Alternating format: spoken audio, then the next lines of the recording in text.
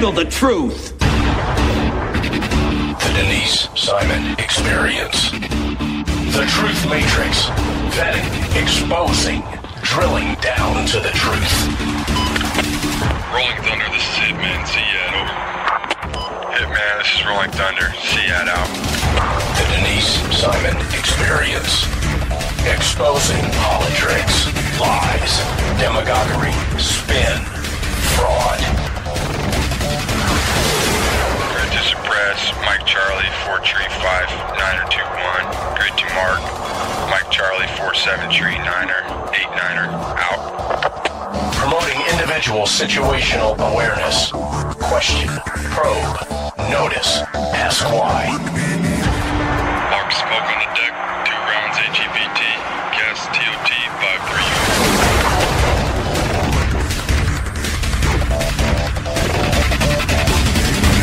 And now, the Denise Simon Experience.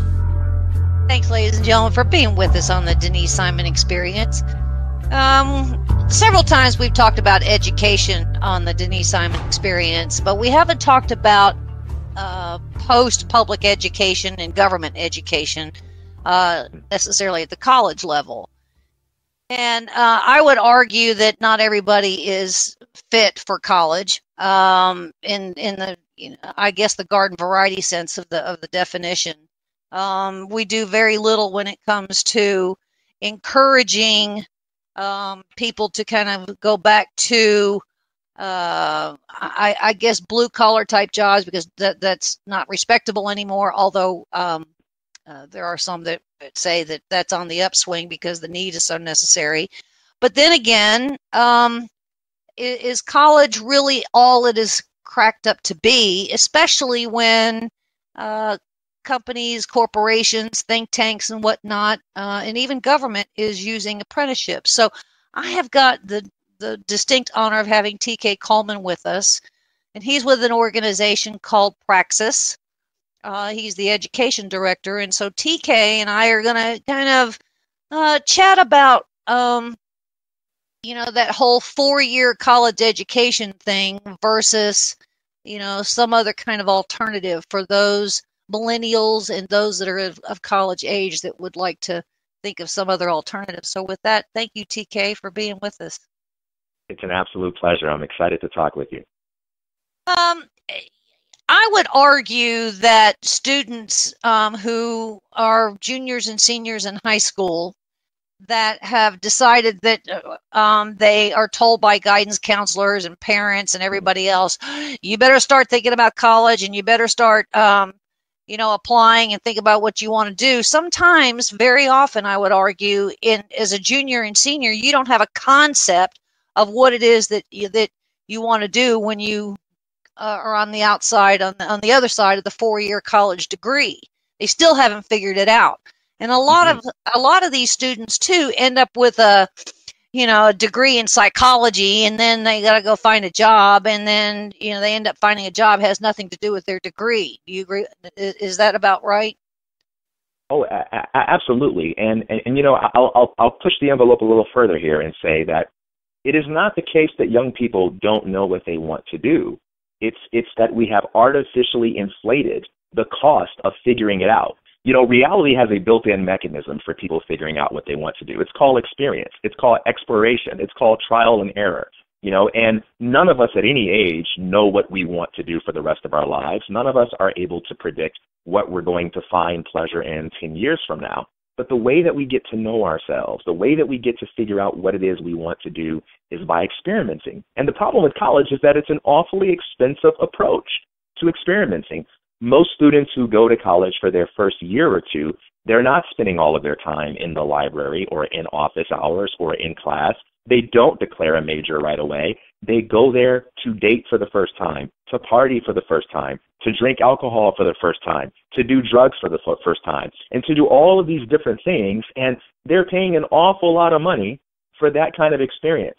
And I would contend, hey, if what you need to do is to experiment, to play around for a little bit, to not do something, that requires you to commit to the next 4 years of your life, you can put college on hold for a year without losing any opportunity to go if that's what you decide you want to do, and you'd be much better off doing something like an apprenticeship, going to trade school, working a part-time job, taking some responsibilities, doing a little travel, reading. And if you still decide that college is right for you a little bit later on, you'll be able to go and make good use of it because you'll have a lot of self-knowledge. So one of the things that we want to do with Praxis is reduce the cost associated with figuring out what you want. When the cost is 4 years and $50,000 to $100,000 just to find myself, well, no wonder these kids are so anxiety-ridden. No wonder they're so plagued by the fear of missing out. No wonder you have a group of 18, 19, and 20-year-olds having panic attacks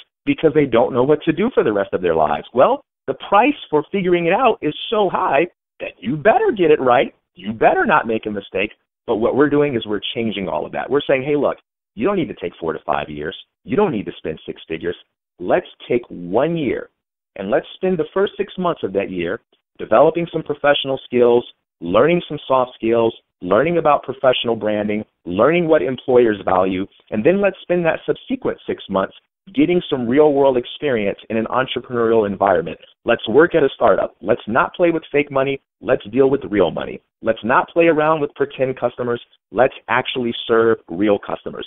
Let's do projects that benefit real businesses, and let's work with mentors and coaches that will help us, advance ourselves professionally.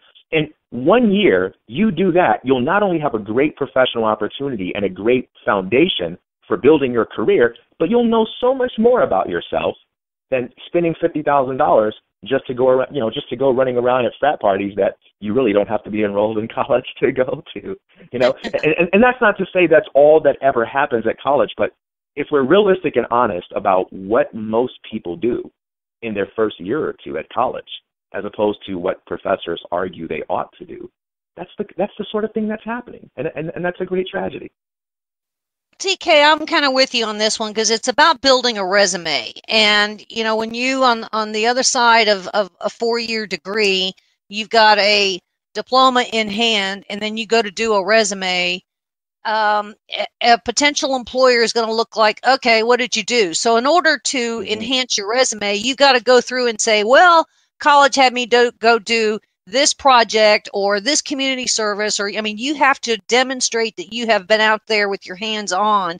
And if you are not in a college environment, let's say you only do a 2-year, or let's say that you are doing apprenticeship, now you're beginning to build the resume and say, I worked for this person, this is what we did, and I was assigned to this, and on the other side. So in an apprenticeship world, or I would say in a non-traditional 4-year environment, you're able to already build a resume that an employer is going to say, okay, well, this one did a little thinking outside the normal box, and they were not, I guess, confined to the normal procedure that everybody has to do, right?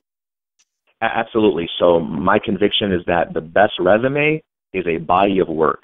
The best resume is empirical documentation of the fact that you have created value for real people. Nothing is better than having endorsements from multiple parties saying, this person used the same skill set they're advertising to you right now to solve problems that matter to me, and I paid them for it, and I'm satisfied with the service they provide. That's how you decide who your doctor is going to be. That's how you pick a dentist.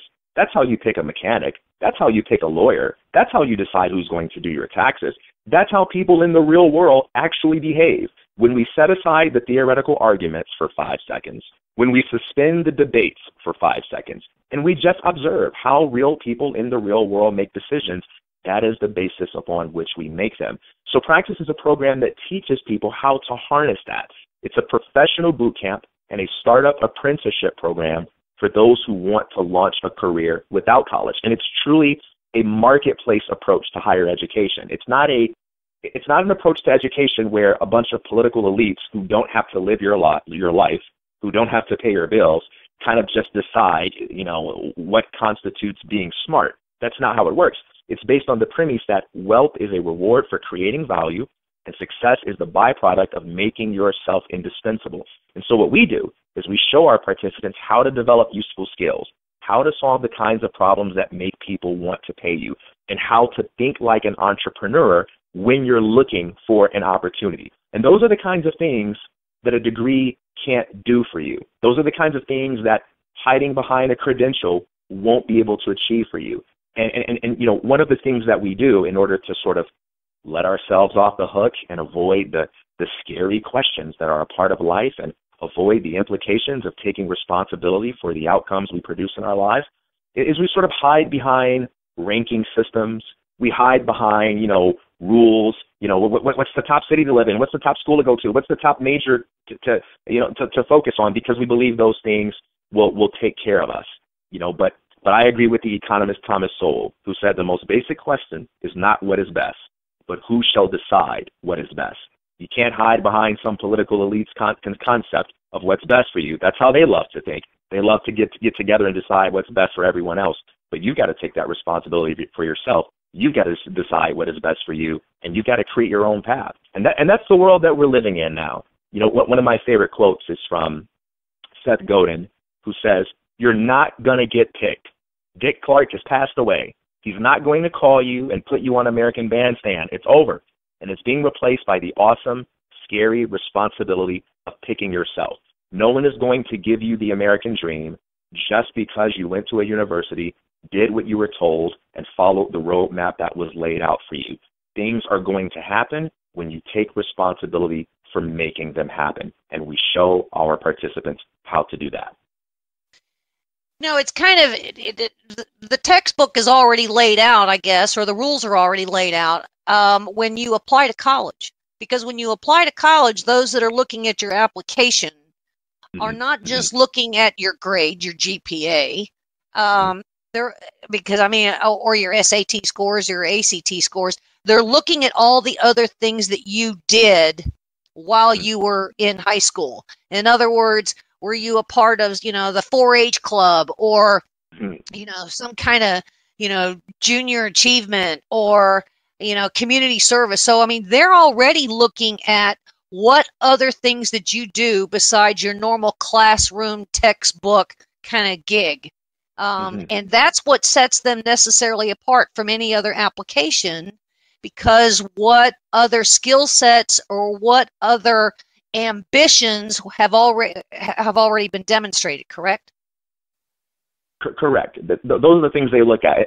And so I think it's actually useful to look at those things, right? There are things about a human being that we ought to strive to understand that go beyond things like how good they are at passing tests. It actually says something about your character. If I know that you've done missionary work, or I know that you've participated in the choir or in the theater, or that you've played volleyball or baseball, these show important things about character, like teamwork or discipline or creative thinking, things along those lines. So that's a part of the application process that I appreciate. I think what's worthy of criticism, however, is what I call the interrogation model of knowledge demonstration. That the things that you study in, you know, public schooling, the way you demonstrate knowledge is by proving to someone, an authority figure, that you were not lying when you said you read the book, when you said you watched the video. Whether that's through an oral exam or a written exam, that's the approach that we take. All right, prove to me that you weren't lying when you said you read Catcher in the Rye, and be able to answer these questions. Now, in the real world, unless you're a suspect for a crime and you're trying to prove to the police that you have an alibi or that you're not lying when you say you were not at that crime scene, there's very little in the real world that's going to mirror that approach to demonstrating what you know. In the real world, the way that you demonstrate what you know is by using that knowledge in order to solve a problem for another human being, in order to create value for someone else. And that can be anything from solving a problem in the way that a mechanic does, by fixing someone's car, solving a problem in the way that a doctor does, by helping someone with a surgery, or anything in between. Even comedians solve problems, right? Because for 30 minutes, for an hour, they make us forget about the things that cause us so much pain, and they make us laugh at our lives. But whatever it is you do, in the real world, you demonstrate what you know by helping people, by serving people. And so that's the thing that's lacking from traditional education. And what we do is, instead of starting with what we think people need to learn, we start with the marketplace. We start with what employers want, and we start with what our learners want to create. and we find the best mix between those two things. So when participants come to Praxis, this isn't the TK Coleman or Isaac Morehouse School of Business where they watch a bunch of videos and sit in the classroom and learn what I think is important. We start with them and we say, what are the results you want to create in your life? What kind of career do you want to have? Or if you don't know the answer to that question, what are the things that are important to you when thinking about a career? And what we do is we create a real-world experience for them where they actually go create value and learn. So we shift the context where education is happening from the classroom to the marketplace itself. And that's where they're educated. And we don't require 4 years and 6 figures for that. You know, and if you want to go to college after that, I don't think you will, because college is a means to an end. And once you realize that you can achieve that same end without the traditional credential, I think you'll want to continue going forward in your life. But if you wanted to go to college after that, you've given up a year of your life, and you'll be in a much better position to get maximum value out of that education if that's what you chose to do. Well, we hear an awful lot of the federal government and employment and, you know, how the entire workplace has changed because technology is moving so fast. So we have all this retraining kind of thing. You know, the people that were in traditional jobs have, you know, that have faded away, or they've gone, you know, offshore someplace, you know, in some kind of a factory manufacturing operation, that they're going to retrain. And so what you are at Praxis are doing is taking the bull by the horns and necessarily saying, we're going to do that, keeping pace with how things are changing in the workplace up front, correct? Absolutely. And then there's a second component. So the first is you have to prepare for the world as it is, even if that world is changing. You have to have useful skills that allow you to create value and solve problems. And we do that. It truly is marketplace driven. But then there's a second component, and that is learning how to think entrepreneurially. And what entrepreneurs do is they learn how to translate problems into opportunities. So an entrepreneur doesn't have to have the answer to all the questions like, well, what will I want to do 5 years from now? An entrepreneur is the kind of person who, if the company they work for shuts down because of some kind of crisis today, yes, they will experience stress just like anyone else, but they're able to adapt to change at a fast rate because they have a more fundamental skill than any of the hard skills they have. They have the ability to think critically. They have the ability to think creatively. They have the ability to sell themselves. And they have the ability to not only sell themselves for existing jobs, but they have the ability to, without asking for permission, create jobs that don't yet exist because they know how to make value propositions. So we teach those kinds of things as well. So it's not just a program that says, hey, if you come do Praxis for a year, you'll end up with a really great job, and you'll do that for the rest of your life. We begin with the assumption that most young people are going to change jobs multiple times over the course of the next decade, and that in 1 to 2 years, they will want to move on to something else. And so we educate them in preparation for that as well. When that time comes, we want you to have the skills, both the hard skills and the sales skills and the creative critical thinking skills to be able to navigate that when you get to it. TK, what about the next generation, the older generation? Are you just concentrating on college age, or do you go to, you know, the 30, 40, or 50-year-old age group? So we don't place any hard limit on who can apply for Praxis and who can choose to do the program. And we have about a handful of participants that are actually in their 30s. But since we market ourselves as an alternative to higher education, since we are directly competing with higher education, it turns out that the primary audience that we attract is the primary audience for, you know, the age range of people who are typically coming out of high school and looking to go to college. But just like college, you have people that are older who do it as well, but they just tend not to be the majority. But no hard limit on our end. So what you're really doing here is you are not only enhancing existing skills, but you're also building existing skills and creating necessarily new ones through apprenticeship or through a boot camp environment, correct? Absolutely, and we're helping people cultivate a love for learning. We're helping people develop good judgment, and we're helping people learn how to develop skills, you know, on the fly when things change. You know, there are the skills that you have but then there are the skills that you don't know you're going to need for the future. And we train people how to deal with those kinds of situations. And what's important to emphasize here is the way that we train them.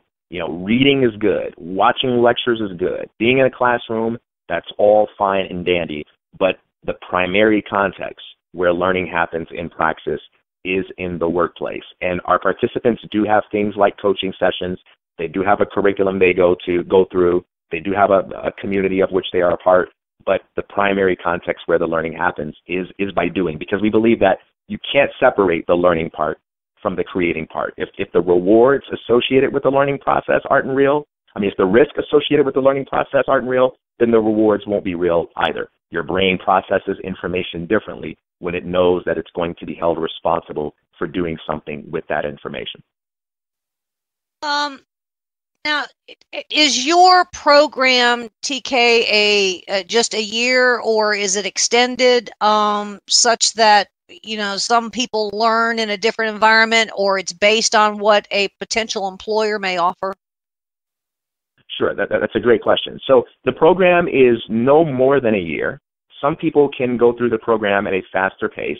Our boot camp is 6 months, but it's possible to go through that boot camp in half the time. But and the apprenticeship, the amount of time at the apprenticeship is the same for everyone. It's 6 months. But most of our participants receive job offers with the company they do their apprenticeship with at the end of the program. So the commitment to our program is no more than a year, and for some participants, it can be less. So we have a lot of people that are drawn to the program out of the desire to do a gap year. So if you're graduating high school, you're not sure what you want to do next. You're not completely committed to not going to college, but you don't know if that's right for you, and you would like to do something with your time other than just kind of sit around and think. You like to gain some real-world experience. You'd like to be part of a community, get some coaching, help work on your goals. This would be a great program because you have that year, you can do it, and then at the end of that year, you can decide what you want to do next. Now, access to the Praxis community, however, is a lifetime thing. So people who are alumni, they still come to our weekly skills workshops. They still have access to some degree to the coaching sessions. They're still part of our community, and we have a pretty vibrant community of young professionals and ambitious entrepreneurs who are excited to connect. We have various events that we do throughout the year as well, and that's something that you get access to for a lifetime. Is this a nationwide operation that you have, TK? It is a nationwide operation. We have business partners who offer apprenticeships through us in most major cities, and we're continuing to expand. So we're all over. You can do Praxis no matter where you live. But one thing that we do emphasize is that the best way to approach the program is to go for the best opportunity. Obviously, if you say, hey, I live in Chicago and I need to stay in Chicago, there are situations where we can work with that. But what we encourage our participants to do is be willing to go where the best opportunity is, because when you limit yourself geographically, you limit your opportunities as well. If you have an industry that's happening in LA or happening in New York or happening in Chicago, then it may benefit you most to, be open to going there. Well, you're adding a whole new dimension to the cliche that the world is your oyster, with what Praxis does, right? Absolutely. Everyone in the world isn't meant to be an entrepreneur, but I like to make a distinction between being an entrepreneur and being entrepreneurial. Look, we're all not going to be the next Mark Zuckerberg, the next Steve Jobs, the next Bill Gates, and we don't need to be. And one of the things I want to do is help remove pressure from people that opt out of college, because when you opt out of college, there's kind of like this societal pressure that says, well, now you've got to be the next Bill Gates, or you're a fool, or you're, the only way you can justify your decision is to be the next Mark Zuckerberg. And I kind of want to ease that pressure off, because you don't need to do that. You just need to be yourself. However, being entrepreneurial is different. That's a way of thinking.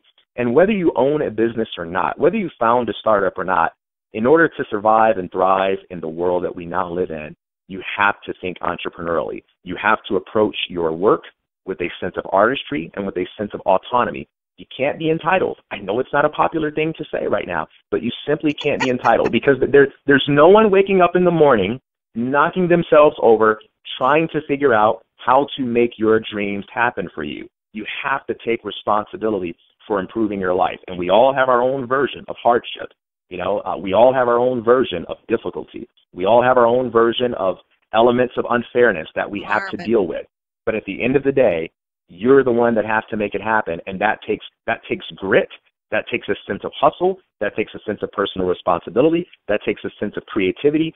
And you can only learn that in an environment where the risks are real and where the learning is hands-on. We thank you, TK Coleman, for being with us. And ladies and gentlemen, trot on over to discoverpraxis.com. And things are fully defined there. Great job, TK. And thanks for doing what you're doing. And ladies and gentlemen, there's more coming your way. So stay with us.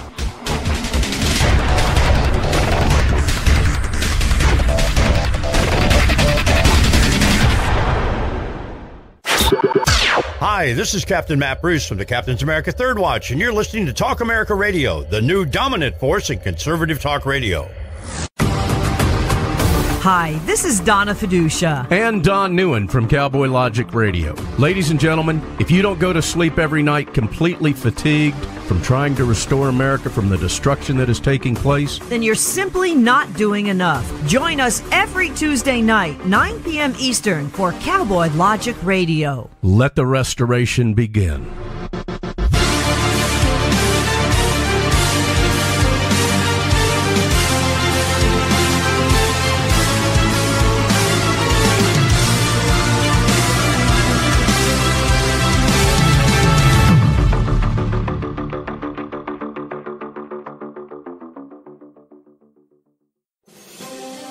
Donald Trump came to Washington vowing to drain the swamp and make government work for the American people. But the swamp creatures in D.C. aren't going down without a fight, and the deep state is determined to overturn the election and keep their gravy train rolling. In these turbulent times, it's critical for patriots to stay engaged and be prepared to defend this president. You can stay up to date on Trump's battle to make America great again by listening to America First Radio with Jim Dawes each weeknight at 10 p.m. Eastern on the Liberty Feed. Hi, it's Mark Walters from Armed American Radio. You know, for nearly a decade, I've been educating, informing, and entertaining responsibly armed Americans. And during that time together, we've shared some ups and downs, haven't we? Trump's election saved our Supreme Court and no doubt the future of our gun rights for now. But now is not the time to lay down. The enemies of freedom are well-funded and more determined than ever. To keep up with the state of your gun rights, make sure to tune in to Armed American Radio right here on Talk America Radio, the new dominant voice in conservative talk radio. You're listening to your local news source, WLBB, News Talk 1330 and FM 106.3. KTA Digital Dallas.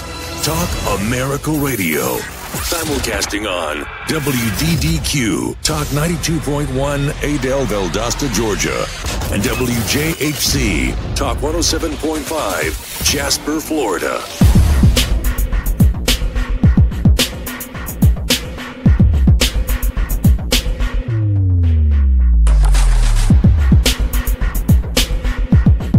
Thanks, ladies and gentlemen, for hanging with us here on the Denise Simon Experience. I'm so lucky I've got an Army vet on with us. And I guess I'm going to ask a big question here in a second, but the proper introduction is Bobby Henline, Army, 4 tours in Iraq. He's a burn survivor, and he's found an amazing life on the other side of his military service. And so here's the big question for you, Bobby. When people decide that they're going to do military service 2 distinct times, you did Desert Storm and then you did Iraq. I remember my father did World War II in Korea. Are we supposed to thank you guys twice? Right. Thank you. Yeah. Know what I mean? You did you did Desert Storm and you enlisted at 17. Yeah, originally going at 89 at 17 years old and shipped off to Desert Storm at 19. Came back and thought I was done with my service. Went off into the world to pursue my life. Met my wife, had children. 9/11 happened 10 years later. The next month I was back in. I was 30 years old, and I knew that couldn't happen in my country, me just sit there and not do nothing. I knew I was still young enough at 30 to still put up a fight, and enough experience in me to help the younger soldiers that are going over there, you know, with my experience from Desert Storm and everything, to kind of look out for them too at the same time. Was boot camp a little harder the second time? It's twofold. You know, the first time it was harder mentally, right? The second time is easy mentally, but harder physically. Yeah. Had to drop a few pounds there. No doubt. Yeah. Well, was there a big distinct difference between your first round of service in Desert Storm and then Iraq? I mean, from the Army itself, was there a big difference in the service?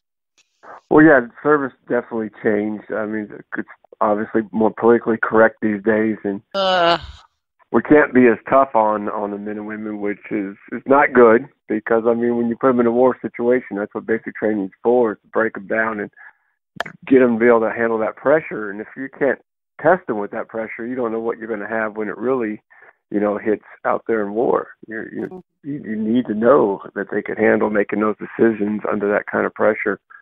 So I don't like how that changed, and it's a different war too as far as the war itself. It's a lot different war there. We stayed and continued forward, as you know. You know, Desert Storm, we just had to push them out of Kuwait, and that was our mission. That was fast, wasn't it? That was a fast war. That was a quick one. I became a really good volleyball player in Desert Storm. Sand volleyball? Beach volleyball? Oh, yeah. Yeah, it was a great workout. That's probably the last time we used those kind of tanks, isn't it? Which ones? Well, we just started. I think it's more of just that we started testing the M1 tanks back then. That was the big first war to test the M1s in, and then we loved them, of course, in this one. They did some amazing stuff for us. Well, describe what your assignments were in your 4 tours in Iraq. Well, going back to Desert Storm, when I originally joined, I didn't score very high on the ASVAB test, so they told me I could drive a broken truck or fix a broken truck. Oh, transportation. Yes, and I said, driving sounds a lot easier. I'll do that one. So I became a driver, and I drove a fuel truck full of jet fuel in Desert Storm. And then when I came back in, I tried to change my MOS, but they said they needed transportation, so I had to come back in the same MOS. So I stayed a driver and did different jobs through each tour. I mean, in the beginning, in 2003 in Iraq, we pretty much drove the infantry, 82nd Airborne, all the way up from Kuwait into Baghdad and doing operations all the way up in there. And then 2005, when I deployed with 3rd ACR, I did a little more convoy security type stuff. Also drove a HET, like a big giant tank tow truck, was most of my mission, and bringing supplies out. And then 2007, I was actually only out there. I was back with 82nd at that point, and only out for 3.5 weeks. I made it into country, and when I got hit and doing convoy security, driving a Humvee. In transportation, being a driver, you get to see a lot different kind of the landscape than most anybody else does, right? Because I mean, your eyes are on a whole different kind of target. Would that be right? Right. It's a total different view. Yeah, if you're getting to see, to and from each place, and if you're hauling infantry in for a raid, or you're delivering supplies somewhere, the remote area out to everybody. So you get to see a little bit of everything. You're kind of a sitting soft target. They say the life expectancy of a transportation truck driver in the military is like 15 minutes in wartime, because everyone, of course, wants to hit off the supply line. Take away the bullets and the food, then the people up front can't fight. So, yeah, it's definitely not a glamorous job or the safest job in the world. Especially with today's war, hitting with the IEDs and, the roadside bombs. It's definitely one of the more dangerous positions to be in. And they've upgraded all the vehicles. I mean, they've changed since I've been in. And even when I first started back in, and throughout the wars over the last, 17 years I've been out there fighting. They've changed it, keep upgrading to make them tougher and tougher, which is a really good thing with the armor underneath and everything. Yeah, I've seen some documentaries on that, and the IEDs, you just can't clear them because they just kind of keep multiplying. They just keep showing up and showing up and showing up. So it's a never-ending condition, right? Right. It's they do all kinds of crazy things of kidnapping family members and saying, hey, you need to go bury this IED or we're going to kill your family. Or they offer them lots of money, which, they don't have a lot of money, so they know it costs lots of money. And then to them could be $100 to go dig a hole, and then they'll pay somebody else to go put the bomb in and somebody else to detonate it.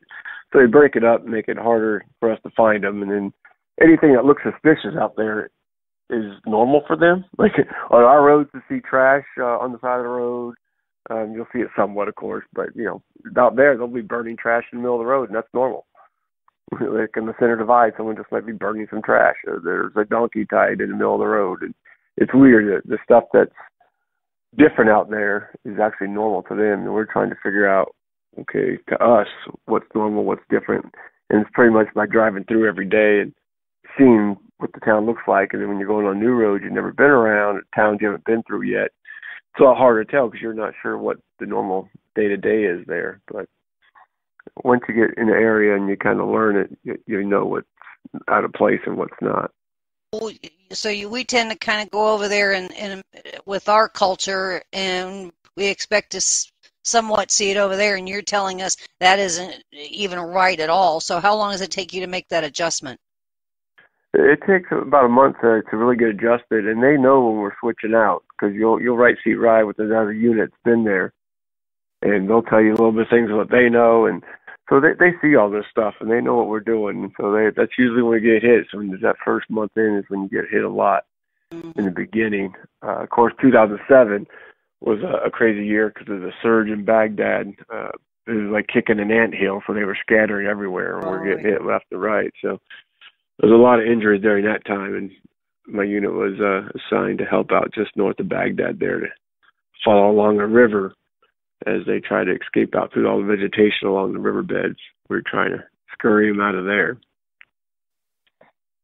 So you were kind of doing, in transportation, you were really kind of doing a dual humanitarian cause, not only for, our uniformed personnel, but you were also really helping out the locals, right?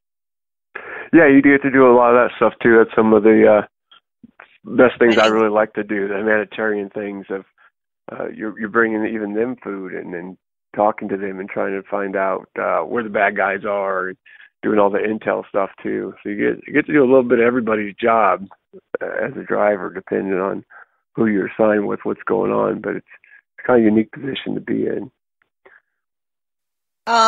So were the locals earnestly appreciative, or is it just a matter of survival and they liked you only for that? No, they were definitely appreciative. I felt they were really glad we were there from the beginning, from 2003, and every time I've been over there, the locals were very supportive of what was going on and why we were there. And one of the designers, an engineer there I met, he was telling me, he said, we don't care. Everybody's all Americans care to take your oil. Of course, we weren't there just to take their oil. But, that's what, the rumor was with some of them. And they said, you know what, we don't care. You give us half oil. That's more than we were getting to begin with. Mm-hmm. They just want to be treated right. They couldn't do anything without being watched, because Saddam would have big goons and take over a neighborhood. So he'd just give a guy a house and say, all right, you make sure no one talks about me in this neighborhood, in this area, and that you're above the law. So that's how he knew what was going on everywhere, and people were just, scared for their lives. And when I saw, when Saddam's sons were killed, I was actually in downtown Baghdad on a rooftop, and I watched as everybody celebrated. 360 degrees around me, they were shooting rounds into the air, celebrating. And it just made you realize that every house has a weapon. So if they really wanted to fight against us, they could have easily just turned on us. But no, you saw them very happy what was going on. And where the country was going. Especially when you see the kids come out and the kids want to talk to you and come up to you, you know their parents are training them right. You know their beliefs, because if the parents didn't want them near us or around us, didn't believe in us being there, then the kids wouldn't be there. Good insight there, because those are little details that, we commoners out here back in the stateside don't know. So you ended up getting hit in your Humvee with an IED.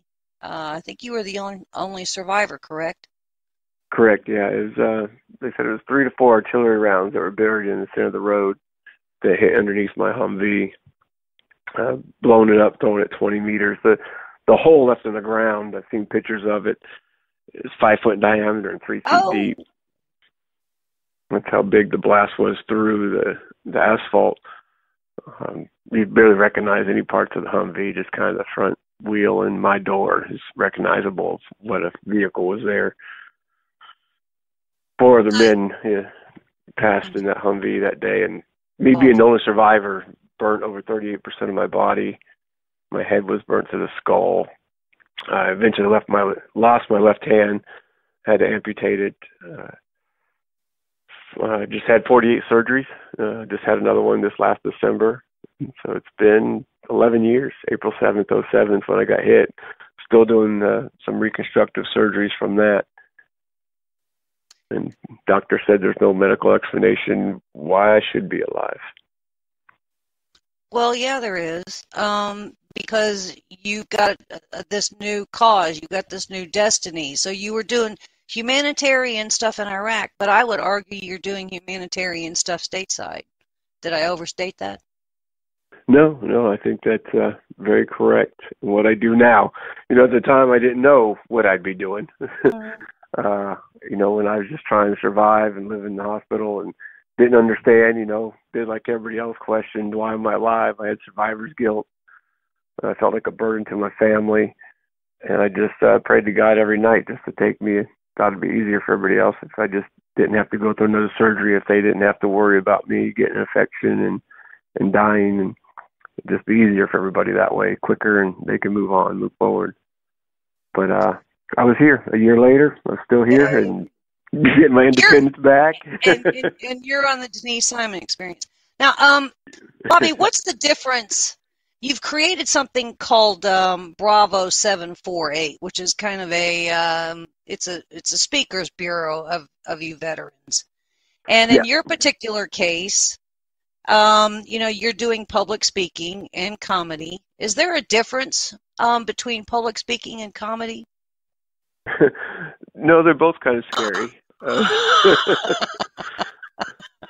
I find it actually harder to do the public speaking. I mean, even though comedy, you're technically speaking in comedy, it's just that you're speaking to public, but you're telling jokes to a bunch of people having drinks, which is fun and what I do most of my life in the military anyways.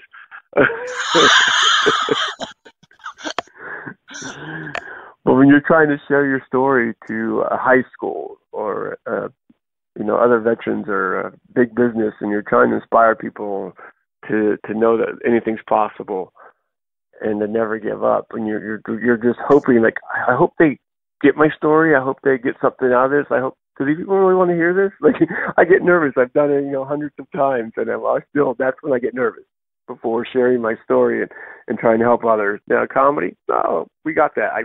It's written down. It's a plan. It's been practiced. But I try to speak from the heart doing the speaking engagements and then share my story in a way that they know, I'm real. I'm really sincere for what I mean, and I really want to make a difference and help somebody see life in another perspective that might need it at that time, because we all need those reminders. Indeed we do, and I don't think we have nearly enough levity and nearly enough laughter. I mean, in this day and age, there's political correctness makes you almost self-censoring, and so you kind of laugh inside, or you want to find some humor, but don't do that because it's not funny. Somebody's going to be offensive. But most of your humor is self-deprecating, isn't it? I've seen some of your acts, and yeah. your audience is probably going, oh my God, I don't know if I'm supposed to laugh or not. But then they do. And then you put them at ease, which is nuts. It's what you got to do. I mean, humor is a great coping mechanism for all of us. It was something I used in the hospital. And that's how I got talked into doing comedy, just because I was joking around at the hospital so much that I actually got nagged into doing it. And Nagged? Yes, my occupational therapist. Yeah. So she just kept bugging me. I got to do stand-up comedy. I'm like, there's no way it's going to work. So I went to do it to prove her wrong. That was 8 years ago, and I proved her right. Amazing how that happens. Yeah, did you go back and tell her? Oh, yeah, she knows. And then I make fun of her. And yeah, no, she's been following my career ever since then. It's been amazing. I've been truly blessed. And you got to make fun of yourself. That's what life's about. We got to be able to laugh. We can't take ourselves too serious. Yeah, exactly right. Exactly right. Now, then we have this film here, Bobby, Healing Bobby. Tell us about this. So, Healing Bobby was shot by Time Magazine. It's one of their first Red Border documentaries they did. And it's about me healing, because what I do by helping others, I found another way to serve. That was the hard part in the beginning. I felt useless. And I love to serve, which is why I signed up twice, right? So thank you. How do I continue to serve? So I found that way of helping others, and then also they follow me along because I didn't know the guys that well in the Humvee with me, so I wanted to get to know them more. In that little doc, you'll see. It's only 9.5 to 10 minutes documentary, but you'll see where I'm meeting my drivers' families for the first time, or I'm helping other burn survivors get through something. And it's what I'm here for, because God's given me the strength and courage to do this, that I'm able to do that. And that's what Healing Bobby's about, trying to heal myself through healing others. Your audience, after you've done some public speaking or a comedy show, clearly some of these people are going to come up to you and shake your hand.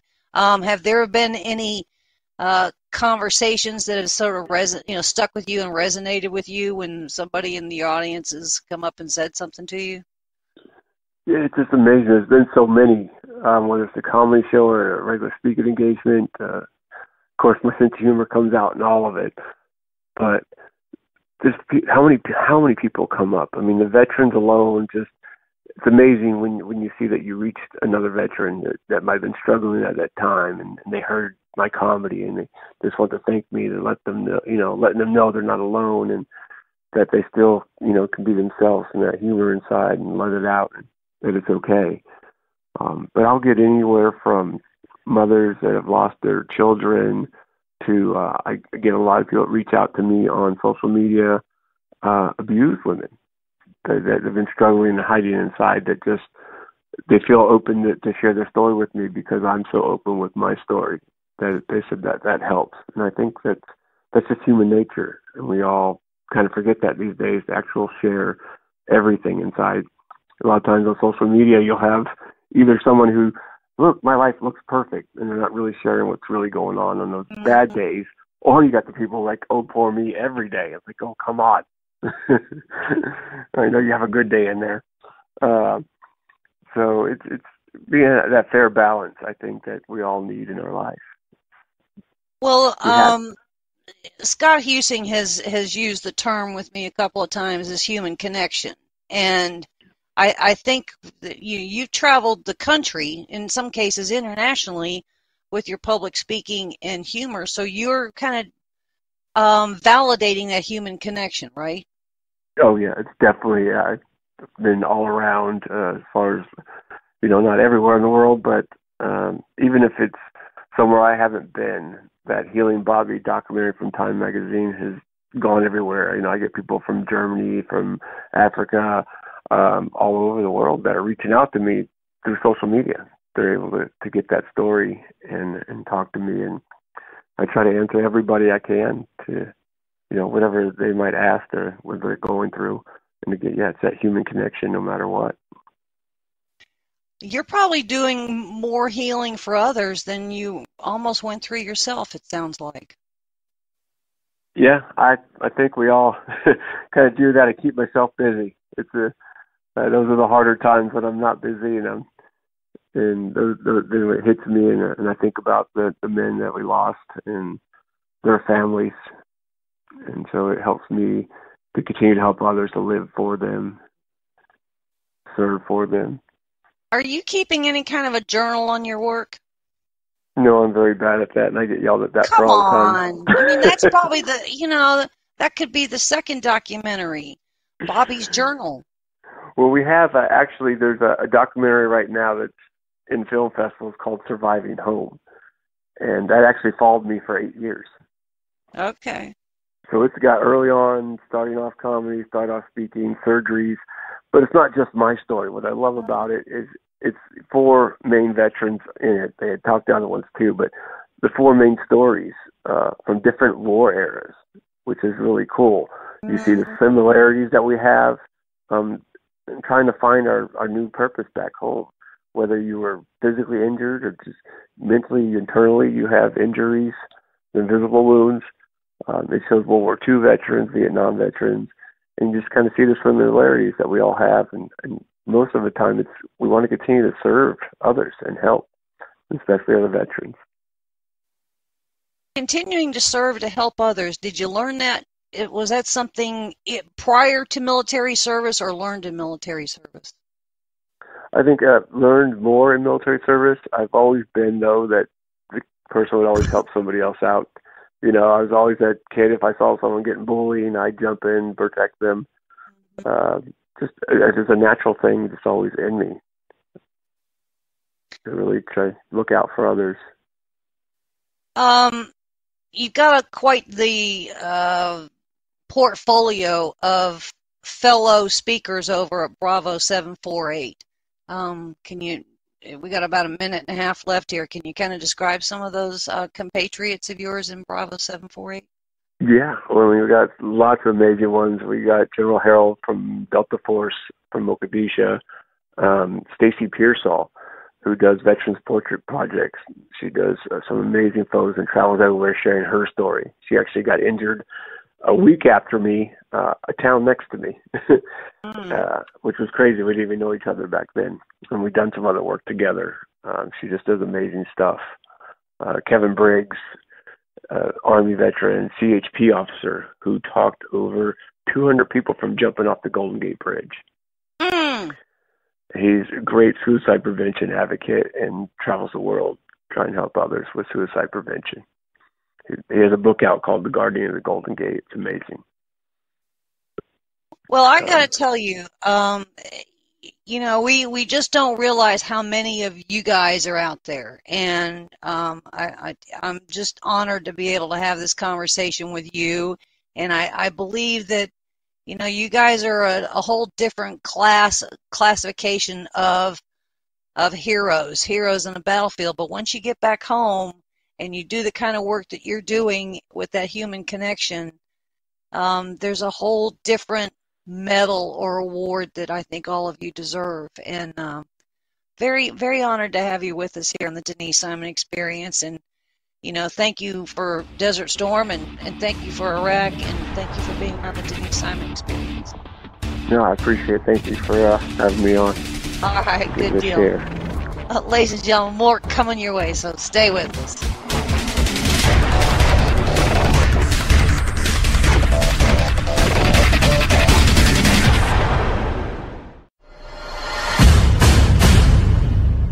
You can't handle the truth. The Denise Simon Experience. The Truth Matrix. Vetting, exposing, drilling down to the truth. Rolling Thunder, this is Hitman. Seat over. Hitman, this is Rolling Thunder. Seat out. The Denise Simon Experience. Exposing politics, lies, demagoguery, spin, fraud. Grid to suppress. Mike Charlie, 4 Tree 5, 9er 2-1. Grid to mark. Mike Charlie, 4-7 Tree 9er, 8-9er, out. Promoting individual situational awareness. Question, probe, notice, ask why. Mark smoking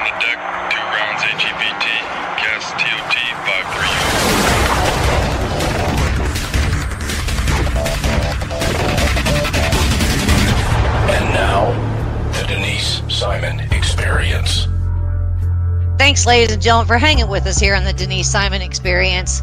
I got the distinct pleasure of having kind of a distant buddy with us, a previous guest on the Denise Simon Experience, and that's J.C. Hawkins. Now, J.C. had written a book called Betrayal at Bethesda, and if you don't know about the book, trot on over to Amazon. Betrayal at Bethesda, the intertwined fates of James Forrestal, Joseph McCarthy, and John F. Kennedy. And thank you for being on the Denise Simon Experience again, John. Very happy that you could be with us. And I'm kind of excited about this topic because now we're beginning to have to see things through a different lens. But you had done some exceptional research on this book, Betrayal at Bethesda, because you got 3 significant peoples whose dead bodies all ended up in the same place, right? Right. You had 3 leaders, James Forrestal, Joseph McCarthy, and John F. Kennedy, who were in the vanguard of the fight against global and domestic communism. And in a 14-year period, their dead bodies all wound up in the morgue at the National Naval Medical Center in Bethesda, Maryland. That struck me as something beyond a mere coincidence, and that's what led me to my research into the book. And it's an interesting case and an interesting view that you tell. But now you want to bring it forward, and I'm glad you do, because where we are today, somewhere between shadow government, alternate government, deep state, all these other kinds of things, that we know that these things go on, of which they're undeniable anymore. If you take this real condition that's been proven to us and go back and look at certain things in history, we now see them very differently, right? That's right. People now talk about the deep state and fake news as if these are new phenomena that are just things that have happened recently. But in going back to do my research, I could see some of those same attributes happening back in the late 40s into the 50s and even into the early 60s. And it struck me recently that all the multitude of research that's been done in the Kennedy assassination is all based on the same premise, that this was some kind of a one-off situation, one-off turn of events involving maybe a lone nut gunman or disaffected Cuban exiles or the mafia or whoever. It was all seen as an aberration in the political system. Whereas going back and looking at what happened at the Bethesda Naval Medical Center with the deaths of these 3 men, you see that the JFK assassination may be a continuum. It may be simply a continuing event based on things that happened in the past. Well, there was a whole Soviet component, certainly, to the Kennedy assassination. And, of course, we don't have the Soviet Union anymore. We have Russia, which I would argue is the same thing. And we're having a Russia discussion today. So is there some thread here that we're pulling on that's unraveling? Well, I think in terms of the Soviet Union, a lot of people think basically they took a dive and reemerged under a new facade, but it's basically the same thing with the window dressing of some capitalism thrown on top of the old system. John, when it comes to all things Washington, D.C., and in the political realm, we have government, then we have think tanks, and then we have lobby. And I would argue that if you've got 3 branches of government, that's, legislative, judicial, and executive, that's all well and good. But we actually have a concurrent 3 stages of government, being government, lobby, and think tanks. And lobby is almost all lawyers. And everybody's got an agenda, right? Well, yeah, they have an agenda, but you also have to throw into the mix global finance because of what's happening globally in terms of globalization and the financial resources involved in that, and how, the whole world has shifted in terms of the overall financial structure. So it comes down, John, is that we're trying to get to some real truths. And I would argue, and I do this all day long, as I'm sure you do, I'm not even sure I would recognize the truth if it was the truth. Would you? Well, one of the problems in trying to determine the truth, which I found in doing my research, is that there's a great deal of disinformation out there as well. And you have to be very careful what you sift through and what you find in terms of what's credible versus what clearly may be disinformation. And, of course, the Soviets and now the Russians are the absolute masters of disinformation. Mm-hmm. And so when it comes to our own intelligence communities, they look at information all day long, and they have to kind of do autopsies and sift through what is, raw data that turns out to be nothing, or raw data that they can build on to be real data, and then disinformation as well. So, I mean, this is kind of where we are today, and nobody believes anybody anymore, do they? Well, it's hard because it depends on what the underlying premise is people do bring to their analysis of the data. And this is getting back to my book. I found very close connections among Forrestal, McCarthy, and Kennedy. These are men who had very close ties, not just politically, but personally. And it occurred to me that the deaths of Forrestal and McCarthy, in a sense, may have foreshadowed the death of Kennedy. Kennedy was getting ready to gear up for a re-election in '64. Mm-hmm. Obviously, he was going to run against probably Barry Goldwater, which, as it turns out, LBJ wound up doing. And the likelihood was Kennedy probably would have won a convincing re-election, which would have put him in a very powerful position and given him a little more leeway and freedom to perhaps look into the deaths of his two good friends, James Forrestal and Joseph McCarthy. And who better to help him in that would be his brother, the Attorney General, Robert Kennedy. To the people who may have been involved in those earlier deaths, that had to be a very frightening prospect. Are we kind of in that same realm today? I would say with where we are politically and the external scandal, presidential campaigns, and the Trump administration?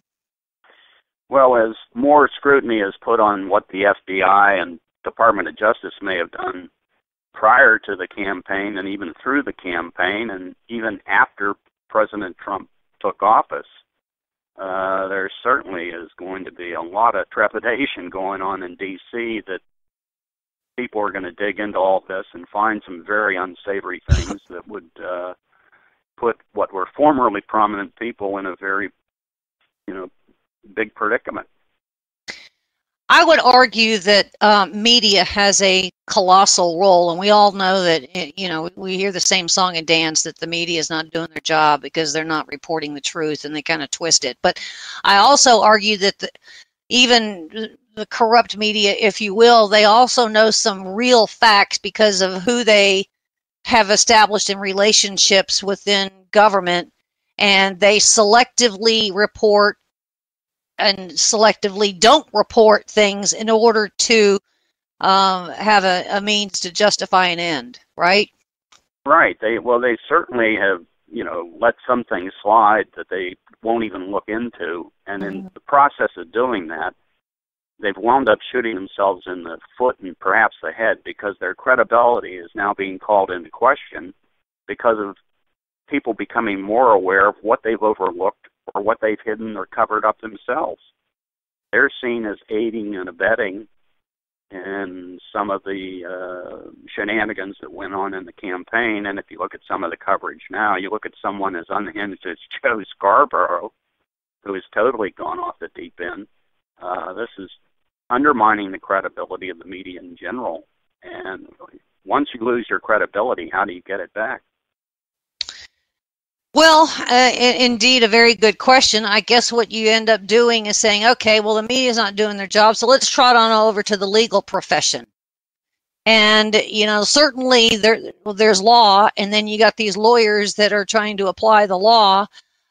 But then even that is a problem, because you can have 200 what they would call constitutional scholars or constitutional lawyers, and given a situation, you're going to have essentially 200 different opinions on the same event and a single or a handful of laws that would apply to that event. And so we still don't get anywhere, do we, John?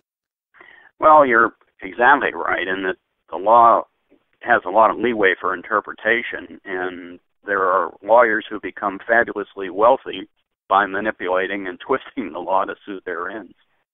And if you look at what's happened to the judiciary, how politicized it's become over time, and the appointments that have been made, in the last couple of decades have tilted the courts in one direction or another, to where it's not a matter of applying the law, it's a matter of who are you going to side with and whose ox are you going to gore.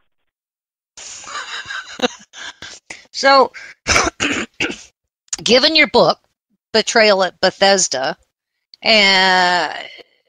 are you rethinking some things, or are you going to do a part 2 based on looking at things in history through a different lens, given the current conditions today that I would say are not new? Because, we've been using informants for years. We have been using select lawyers for years, all this kind of thing. So if you kind of take the spirit of the scandals that are going on today and the facts that are, surfacing and kind of putting that filter on things in history, what kind of view are you seeing now? Well, you go back and you take a look at things through a slightly different lens, given things that are happening now, and realizing that this isn't brand new. This is just a continuum of what may have been going on for a long time, but no one has really, unearthed or dug into a lot of it. I will say that I am working on what might be called a sequel, in the sense that since I did the first iteration of Betrayal at Bethesda, I've had people come forward with new information which has been previously undisclosed to my knowledge. And some of it, I think, was pretty startling, but the sources that have come forward have pointed me in different directions to say, you really need to look into this, and you really need to take a fresh look through this lens, and that's what I'm in the process of doing. Kind of scary, isn't it? Well, it can keep you up a little at night sometimes, because you see, even back then, a lot of the media weren't doing their jobs. They just took at face value what they were told had happened.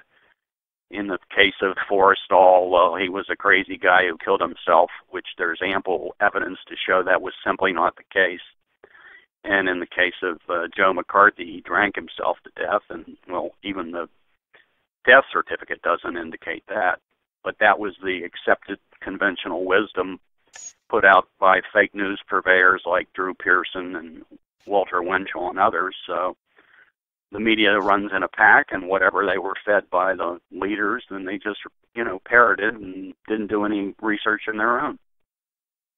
And that kind of brings us to today, because, the media is relentless in the constant attack on Donald Trump and his, affairs with women, is, paying off this person and paying off this person.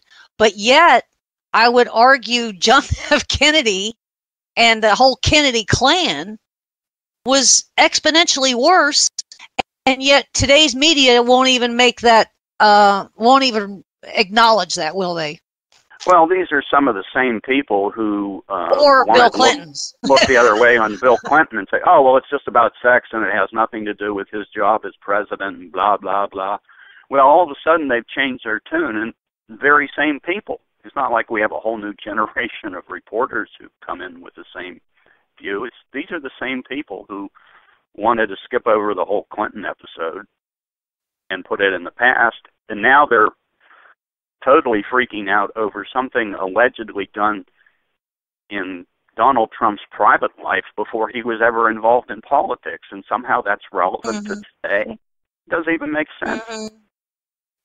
Yeah, because I mean, the things with Kennedy were while he was president. The things with Clinton were while he was president, and that with Donald Trump was when he was not president. And so, if you're on a CNN panel here with Don Lemon and some of his others, what what message would you drive home in this regard, John? I'd look at them and say, I think all you people are out of your minds. How is this relevant to anything? Yes, and then there is why we're looking at things today, and you have to compare the conditions today to 20, 30, 40, 50 years ago, even further back. Nothing as far as people's behavior is different. It's just how it is sold to us or how we're told to view it. And your job is really, my self-assigned job, I might add, is really to kind of get through all that fluffy layer stuff and see if we can't come to some real truths. And I think you are pulling on that thread and unraveling some things. Are we to have some new expectations or some new revelations, or are you trying to tell us that, well, like, everybody, hold on here, we need you to look at things through a different set of eyes? Well, as I said, I've had some new information come to me from what I regard as very credible sources, and I wish I'd had it the first time around. And it will put a slightly different slant on things, and it will also lead me into some different avenues of research, because it's got me thinking I need to take a fresh look at some of the things I concluded. Not that any of them were necessarily wrong, it's just they were incomplete. And when you do your research, John, you go look for documents, you go to the National Archives or so forth. I argue that even when you go to the libraries and whatnot, even that isn't complete, or what you're allowed to access isn't all of it, and even some is still redacted today, correct? That's right, and I tried through Freedom of Information to get some information from the Bethesda Hospital and was unsuccessful, and I'm going to give that another go, because clearly the McCarthy medical records, if they were kept the way the Forrestal records were, that would shed a lot more light on things.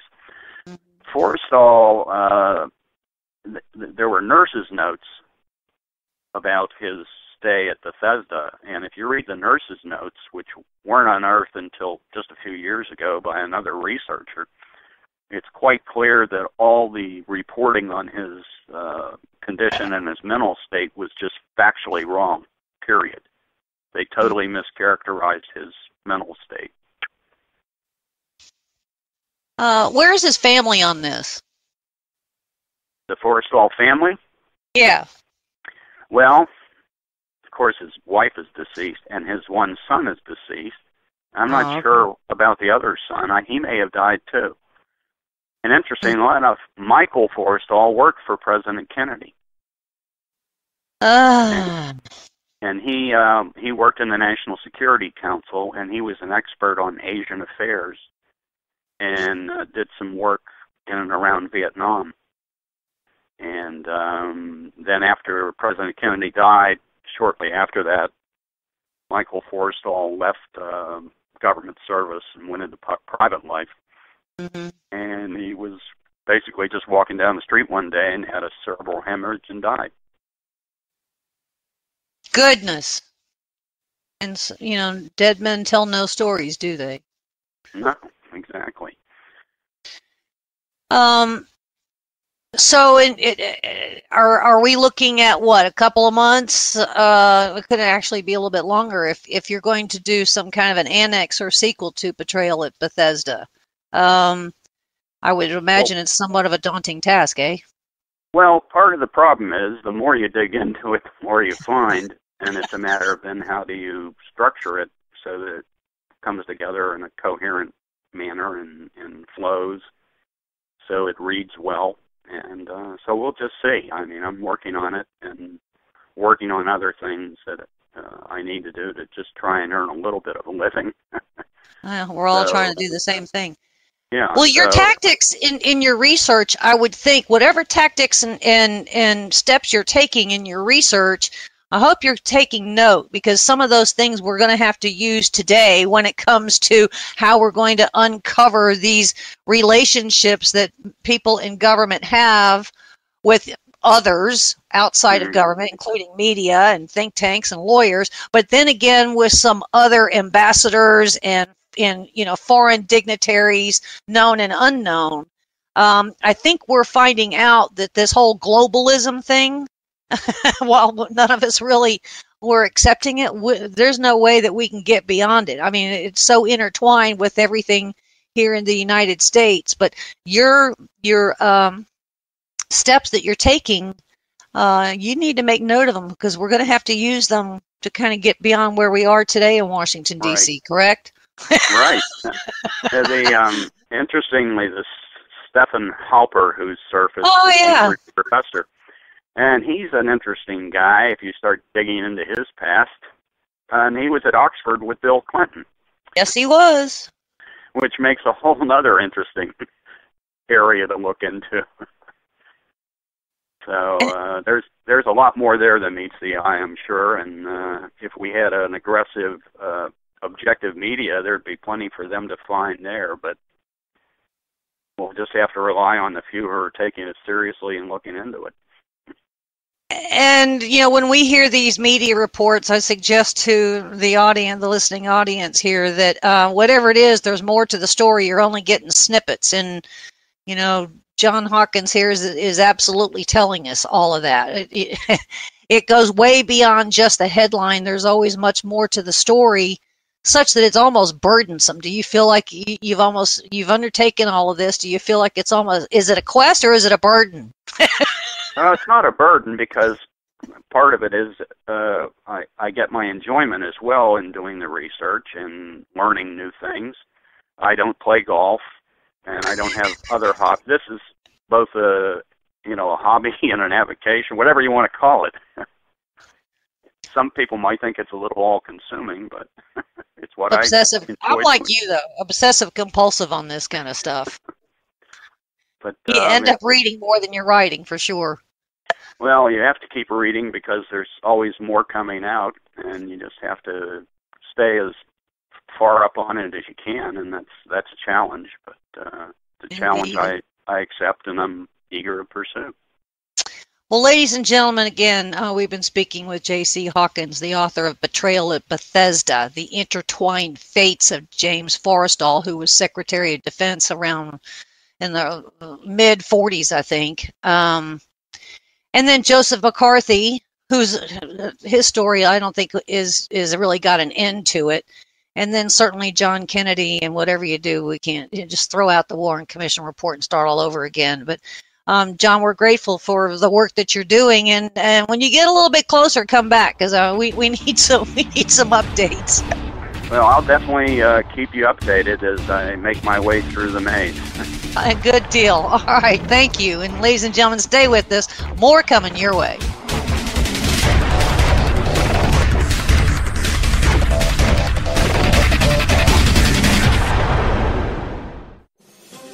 Hi, thank you for listening. My name is Ron Phillips, and I'm the owner and operations manager of Talk America Radio.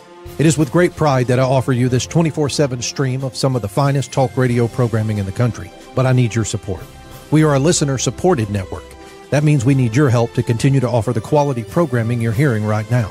If you're able, please visit talkamericaradio.us and click the Support Us button. Your donation will go a long way in helping us continue to share the American voice. Thank you.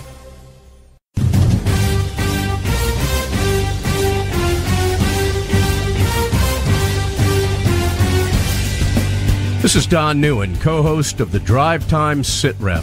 Join me as I call in my Intel analyst, Denise Simon, for my daily situation report, or Sit Rep, the Drive Time Sit Rep. Check talkamericaradio.us for more information and show times.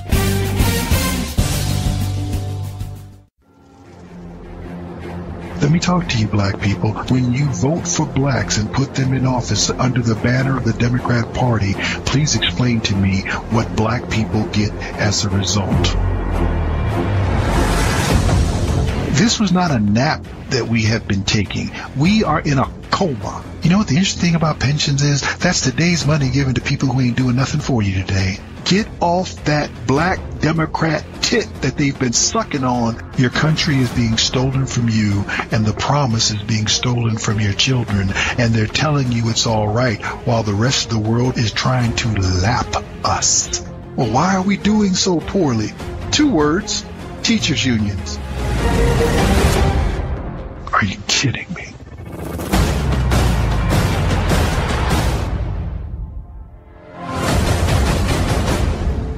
Black Man Thinking, Monday nights, 9 p.m. This is Denise Simon, host of the Denise Simon Experience. When I'm not debating with Donna Fiducia about politics, I listen to Cowboy Logic Radio. Why, you ask? Because outside of my blog, founderscode.com, and my own radio show, the Denise Simon Experience, Cowboy Logic is by far the most entertaining and informative radio show on planet Earth. Plus, Don makes me feel guilty if I don't listen to his radio show every week. You're listening to your local news source, WLBB, News Talk 1330 and FM 106.3. KTA Digital Dallas. Talk America Radio. Simulcasting on WDDQ, Talk 92.1, Adel, Valdosta, Georgia, and WJHC, Talk 107.5, Jasper, Florida.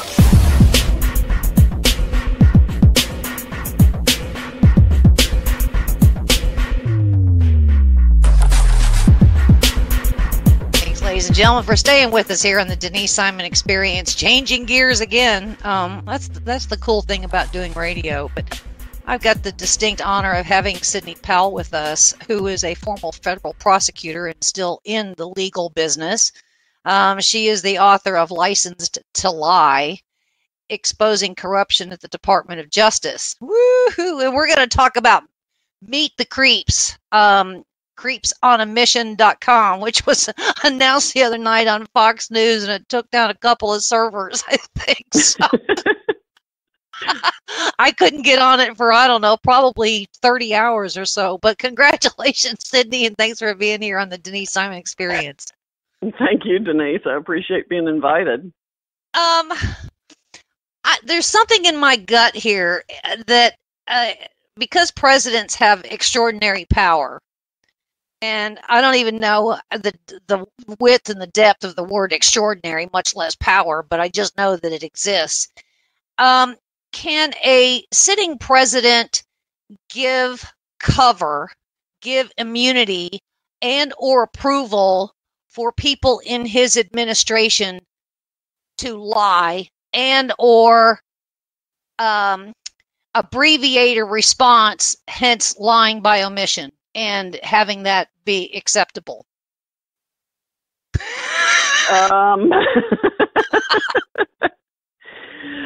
I would need a little bit more context. Probably so, but I guess where I'm kind of going with that is, if you look at some of the people, and here's kind of where I'm headed. I think that we have all this talk about impeaching Donald Trump, and I would argue that the Trump administration / legal beagles out there ought to be talking about impeaching Obama, because something in my gut tells me that all roads in this scandal that we're in lead back to the Obama White House, and something also tells me that he has given essentially license with some kind of immunity, spoken, written, or unspoken, a wink and a nod, for people in his administration that are still out there to be able to lie with impunity, and it's really okay. Okay, now that with that context, I think I can answer it a little better. Sorry. It's probably possible for Obama to have given them kind of blanket pardons. I'm not sure. I'm not an expert on pardon law and the scope of it, but I know the president does have unfettered authority to issue pardons, certainly while he is in office. I don't know for sure if that can, if he can issue them before he leaves and they cover in perpetuity. That I don't have an answer to. But, I think you're right that all roads are going to lead to former President Obama. I mean, I've got several articles actually in the New York Observer and on the Daily Caller that postulate and provide evidence of different things going to the White House at different times. For example, Admiral Mike Rogers, shut off when he discovered it the unlimited access to FISA information, raw FISA intel that the FBI had given to private contractors. And the day after that happened, Mary Jacoby, the wife of Fusion GPS, who I suspect was one of the private contractors that was getting all the raw FISA intel so they could put together the Steele dossier, she goes trotting over to the Obama White House. So, there's more than one road that leads there. Comey, right before he went to brief President-elect Trump on the salacious aspects of the Steele dossier, had a meeting in the Oval Office with Brennan and Clapper and President Obama, Joe Biden, and I've got an article in the Daily Caller about Comey loving it when a plan comes together, because his first memo reflects that he indeed had a plan for talking to President Trump, and it went exactly as he had planned. And those are just a few examples. I hear you. Now, the other thing that tells me, because I listened to a very interesting podcast, and the podcast was Ben Wittes, who is a friend of Comey's, and he runs the legal lawfare blog. Lawfare, yeah. Yes. And part of that exchange included Bob Bauer. Well, Bob Bauer was Obama's first White House legal counsel, who was married to Anita Dunn of one of my favorite people was Mao Zedong fame. And she is now left and gone over to Knickerbocker, whatever it is, a communications operation. And Bob Bauer has just resigned from Perkins Coie to go teach full-time at the New York University. So where I'm going with all of that is that there is a clique of lawyers in Washington, D.C. And I feel like this clique of lawyers is, sympathetic to all Democratic kind of shady causes, if you will. And we're seeing some of that. And those that are adhering to, the text of the law, the spirit of the law, just kind of seem not to be the Department of Justice anymore. So it's kind of like there's two sets of spirit of law that is being applied in Washington, D.C. Oh, definitely. There's been a double standard that's just absolutely horrific. And in License to Lie, I identify what I call a corrupt cabal of former federal prosecutors who have risen to extraordinary positions of power, primarily in the Obama administration, and they weave in and out of private practice in the biggest and most influential law firms between there and positions in Department of Justice or the White House or the counterterrorism group or the NSA or wherever. It's absolutely astonishing. And one of them is Andrew Weissman, who's now on Mueller's hit squad and part of Creeps on a Mission. Creeps on a Mission. I don't think there's enough bandwidth for the list of the creeps that you need to have on your website. Creeps on a Mission. No, I've only started it, so it's in its infancy. But the T-shirt is available, and that's important. It features Mueller, Comey, Stroke, Page, Bruce Orr, McCabe, and Weissman behind a battered seal of the Department of Just Us in copyrighted artwork that I commissioned for the project. And we now have it in and available in virtually all sizes. Well, whoever did that artwork, huge hat tip, because the artwork is exceptional. Well done on that one. And ladies and gentlemen, make sure that you go visit creepsonamission.com because it is a in its early infancy, it is a work of art for a website, and so is the artwork itself. Okay, so now we have this new condition, Miss Sidney, and that is that over the weekend, Trump went on a Twitter tear, and now we've had these meetings in the White House. So essentially, he is asking for, and I'm going to get maybe the framework of this wrong, but he's asking for the investigators almost to investigate the investigators, right? Or the investigators need to be investigated.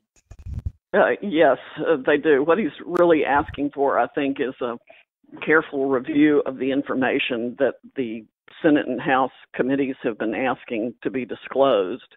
And he wants the Inspector General to include the potential political reasons for the entire Steele dossier and the cover-up of Hillary Clinton and all that to be considered in his investigation, which actually I think he was probably already doing, because I don't think you could conduct the investigation of the FISA information abuses without looking and running across the political reasons for doing that. I mean, you've got the page-stroke text messages that show how much they loved Hillary and despised Trump. You've got McCabe's wife, being paid hundreds of thousands of dollars by a Clinton Foundation board member, super PAC, shortly after the Clinton email thing came up. I mean, it just all ties right together. Is it legal for Trump to ask for an investigation to be opened?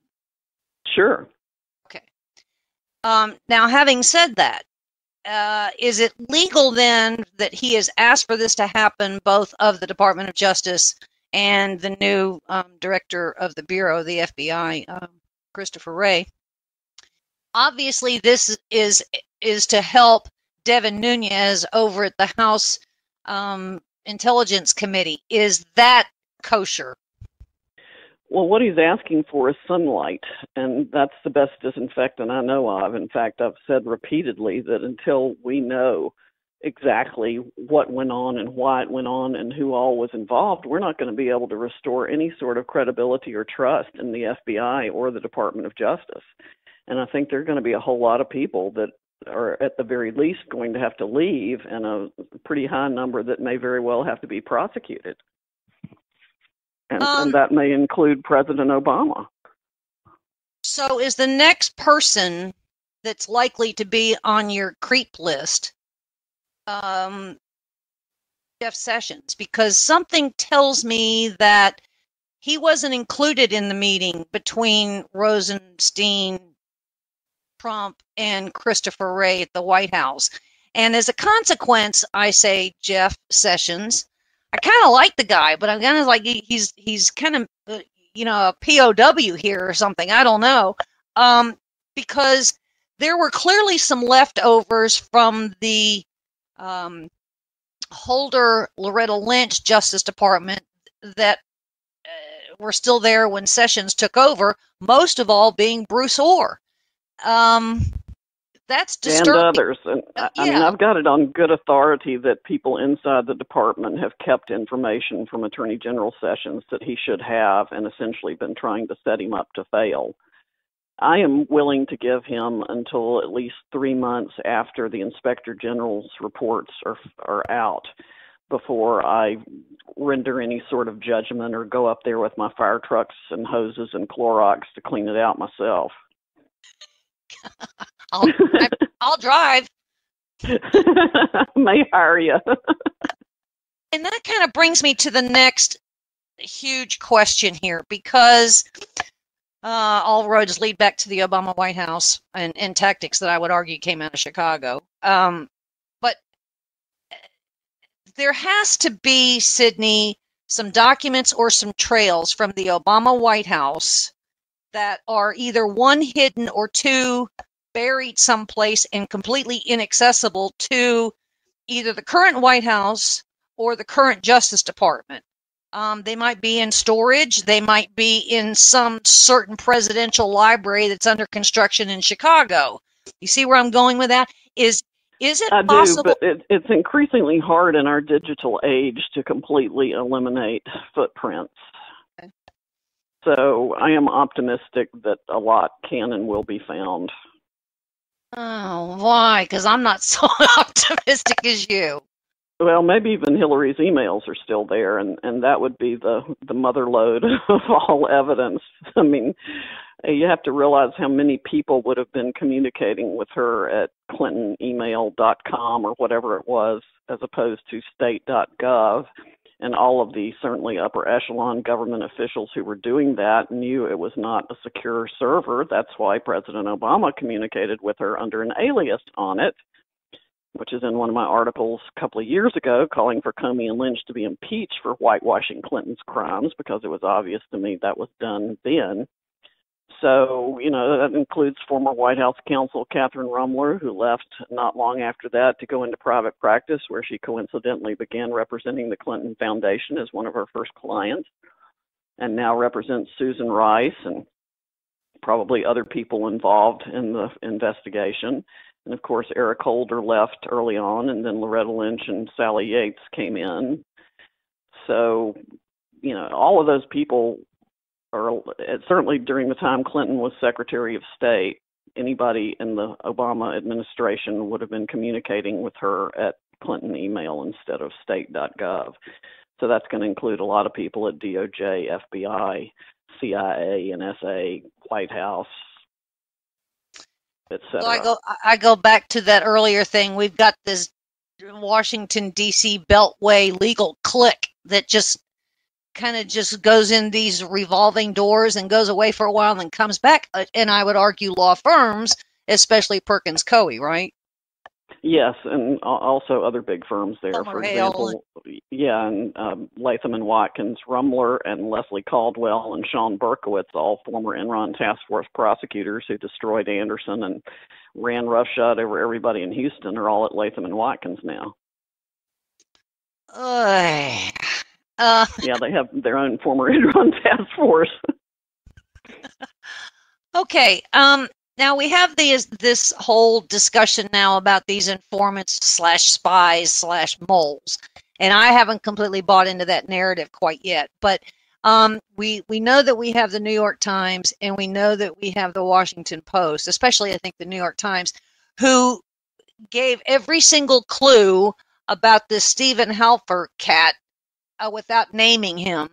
But anybody in media or in Washington, D.C. was able to easily figure out that it was Steve Halper. And then it just, because everybody was shouting his name, they finally admitted that it was Steve Halper. Now, if in fact Steve Halper was some kind of a paid informant, informants do have informant protection legally. So, I mean, it has been ruled in a court that their identity should remain undisclosed, correct? I think it depends on the circumstances, but at this point, it's irrelevant because it's been disclosed. Presumably he was acting under instructions from the FBI and would not have been engaging in any criminal conduct himself. He was doing what he was told was his job. Mm-hmm. So I argue he could have necessarily a legal case if, some threat of harm should come his way against perhaps the New York Times or other media sources like BuzzFeed. Well, I mean, that would be hard as long as he's been doing it and as many people know what his role is and has been in that. Let's trot on over to Daniel Richman, who was hired by James Comey. He is a law professor, and he became, what do they call it, a government special employee, who had been there for a little while, and that Comey handed off whatever it was that he specifically handed off to him to make a phone call to the New York Times. The government has lots of government special employees in lots of agencies. I guess the question is, the FBI has a legal office. Then the FBI can necessarily go to the Department of Justice. I mean, every agency has a legal department. Why would Comey have ever needed Daniel Richman? That's a very good question, and I think the answer to it will be extremely illuminating. I would expect that to come out sometime during the Inspector General's investigation, because I'm not sure exactly when Mr. Richmond started working with Mr. Comey on his special projects. One thing I saw said it was 2015. Another thing I saw said it was 2017. But at any rate, it was certainly into the most troubling of times during Mr. Comey's tenure in the FBI. And while the FISA abuses were going on and the Steele dossier was being concocted and all of that. So Mr. Richmond could wind up with some potential criminal liability himself, particularly since he was apparently working for the FBI when he engaged in the leak of what has, I believe, been determined to be some level of classified or confidential information. He was previously worked at the Department of Justice. I don't know what division, but I'm assuming at that point he would have had security clearance and probably maintained security clearance as a government special employee when Comey hired him. Or got a new security clearance, or then again, maybe he didn't. I think I saw somewhere that there was a question about whether he did have a security clearance when he was doing that. So we're gonna have to wait on the Inspector General to dig through all that stuff. Well, it would be particularly interesting on both sides. If he didn't and he got this information, there's a problem. And if he did have security clearance and then picked up the phone and called the New York Times, there's another problem. So, you know, he's kind of in some shark waters, correct? Yes, he is not in a good position, I do not believe. Let's trot over to Lisa Page, because Lisa Page was a lawyer at the FBI and was assigned to the Mueller team for a short while until it was discovered that these text messages bubbled to the surface. She had to be one of the worst lawyers to carry on these text message conversations with Peter Strzok on FBI-issued cell devices, right? Right. It was extremely poor judgment in more ways than one, from the affair through the text messages, because all of that, you know, opens people to liability for blackmail and countless other problems in the first place. So she's up to her eyeballs in problems. To her credit, it does appear that she was one of the first people to cooperate with the Inspector General when he came calling to ask her questions, and that is how they found out McCabe was lying through his teeth. She produced the text messages to corroborate her side of the story of her conversations with McCabe. So, you know, that is why she isn't in jail already, probably. But I'm sure she's facing criminal liability, too. Again, we're going to have to wait the special counsel's report to find out more about that.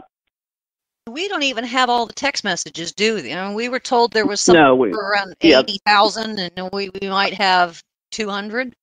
Yeah, we have very few, and even some of what we have are redacted.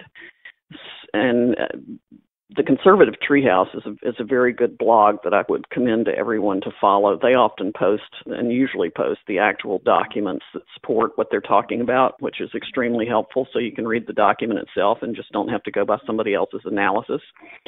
But they have posted all the page stroke text messages, and I have read all of them that I can piece together. I need to go back and reread them because things take on different meaning when you have more facts to go around them.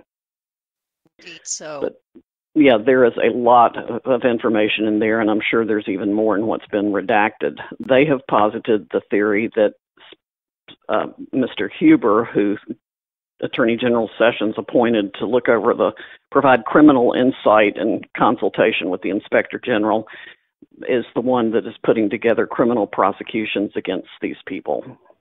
That also remains to be seen, but it's certainly plausible. He operates outside of Washington, D.C., kind of out of sight, out of mind. Leave him alone, let him do his job. I'm not sure exactly. I know he's the U.S. Attorney for Utah, but I would assume he would have to come to D.C. and do what needs to be done out of a D.C. grand jury. All very interesting times here. I still have it in my belly that there are some things that the Jeff Sessions Justice Department and the Trump White House don't have access to, or some things that are just unknown because they're hidden or stored away that they need to know coming from the Obama administration. There's something there in my gut. Do you think that's kind of a fool's errand on my part? No, I think that's entirely possible, but I think there's enough impetus now for people to be digging to find it. And like I said, it's very hard not to leave a trail anymore.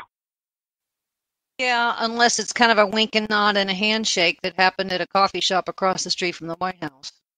Right. I'm sure there were some of those too. Oh man, no kidding. Well, we haven't heard anything about Andrew McCabe here lately. I guess he got his $500,000 to pay for his legal fees. And that won't be a drop in the bucket if he actually gets indicted, and I would think he would be indicted unless he's going to cooperate and plead to something. The Inspector General's report that's due out doesn't actually recommend criminal referrals. They just give you the clues that one or it may be deserved, so such that a criminal referral would be made by the House Intelligence Committee and or the Justice Department. Well, the Inspector General actually did make a criminal referral on McCabe. That has already gone. Okay, so that it does. Yep. Okay. Yep. Thank you for that. Separate correction. from the report. Yeah, but it did go. I see. Okay.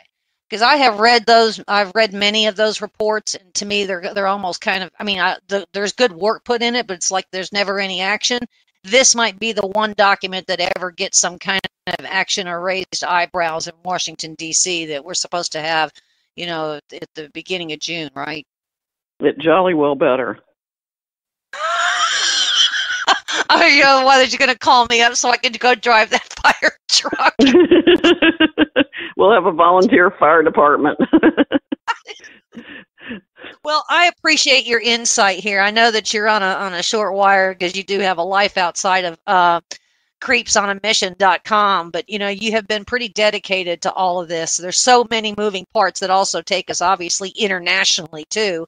And yep. Christopher Steele, I think, is under some kind of hearings or legal cases that are going on in Britain. And I think that over there is something to clearly watch that we can't be ignoring, and we tend to forget that that's happening. But hat tip to you, Sidney Powell, and the work that you're doing and for your time here on the Denise Simon Experience. And I might just keep sending you annoying texts, but you can tell me to buzz off if I'm interrupting. Oh, I'm happy to help anytime I can. Unfortunately, I practice law for a living, and I do have to work on behalf of my clients to pay my bills because none of these other ventures do that. But I am pleased to help anytime I can. And I would ask people to friend right, to like me on Facebook, my public figure page, and follow me on Twitter at Sidney Powell 1. Thanks for your time, and good luck in all you're doing. Good work. Thank you. You too. Thanks, ladies and gentlemen, for being with us, and we'll see you again very soon.